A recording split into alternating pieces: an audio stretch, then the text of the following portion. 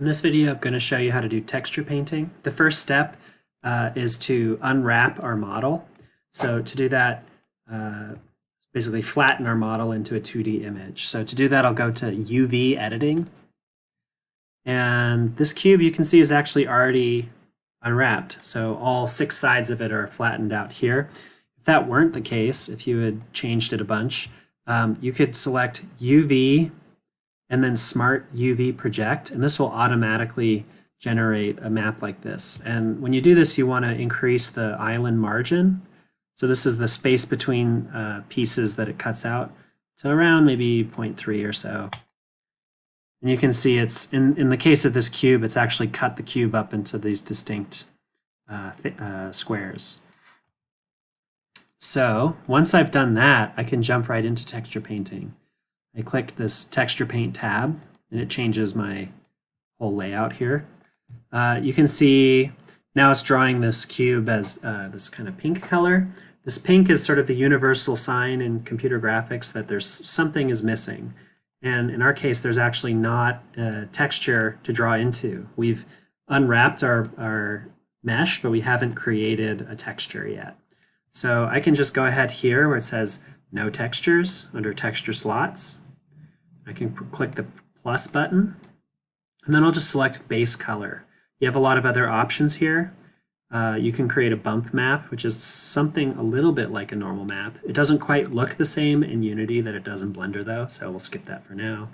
There's other things like specular and roughness that we might get into later. But for now, the base color is fine. So here we have a name for our texture. I'll just call it box test texture. You want to always name things descriptively. So actually I'll call this box base color. And then this is the resolution of our image. We always want it in powers of 2. So 2, 4, 6, 8, no, 2, 4, 8, 16, 32, and so on. So I actually will increase this even more. So I'll double this and go to 2048 by 2048. You may even want to double it once more and go to 4096. And I'll turn off alpha. So alpha is if you want transparency, but we don't want that in this case. And now I'll just hit OK.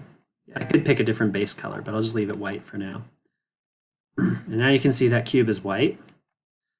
We don't see it over here, but we can if we want to just by clicking here and then selecting box base color, that texture. So this will show us every texture in our Blender project. And right now there's a few that it has by default, and then our texture that we just made. And now you can see there's my UV layout with the texture underneath it. And I can, in this panel or this panel actually, just click and drag, excuse me, click and drag to start painting on my box. And you can see how it's laid out.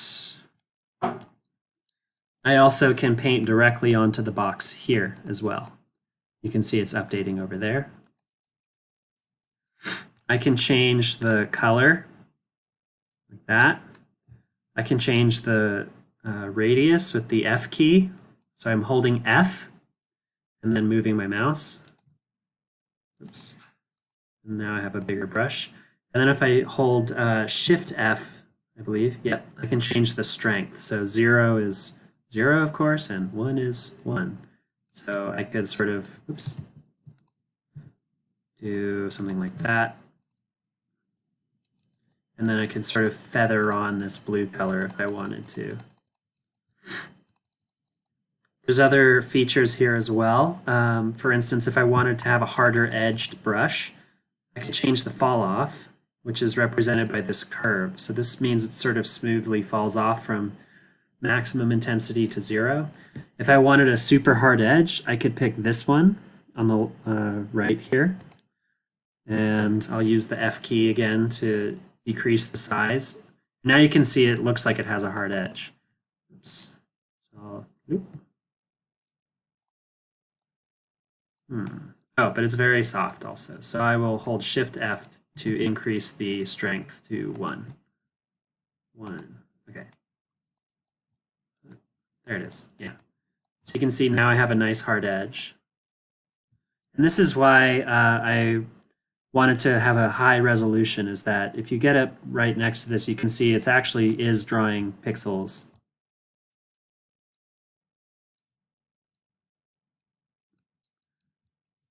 So yeah, if you've ever done any kind of Photoshop, digital painting, that kind of thing, all the same ideas apply here. I also have a soften tool, which I could use to soften edges a little bit. I have a smear tool, which I can use to smear it, and I can increase the strength of that too, so you can kind of see it a little better.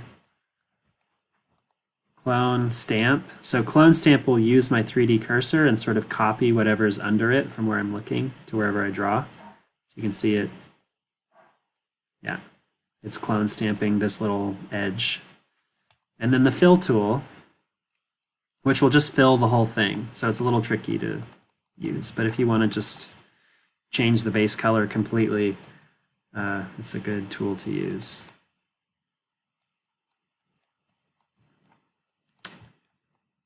You also can import textures, existing images of, say, fur or rocks or whatever, wood, to paint on like this. So to do that, I'll close my, I'll make my fall off soft again, and then I will go to texture,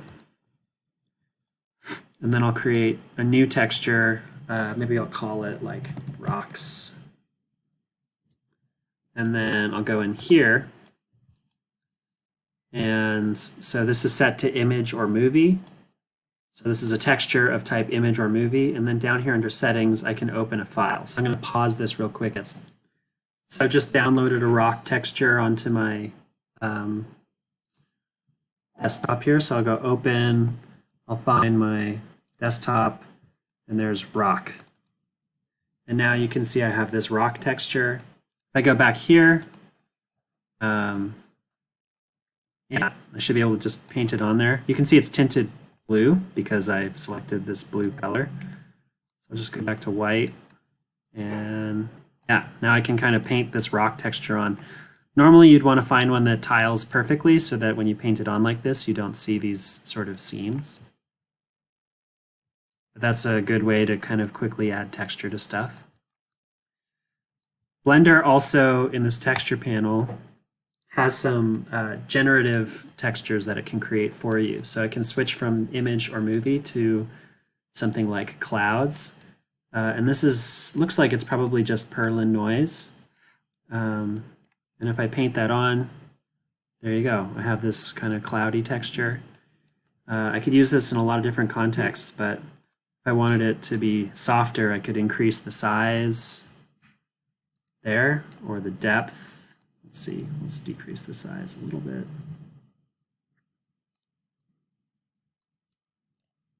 What's the depth do? Oh, that's kind of the intensity of the detail there.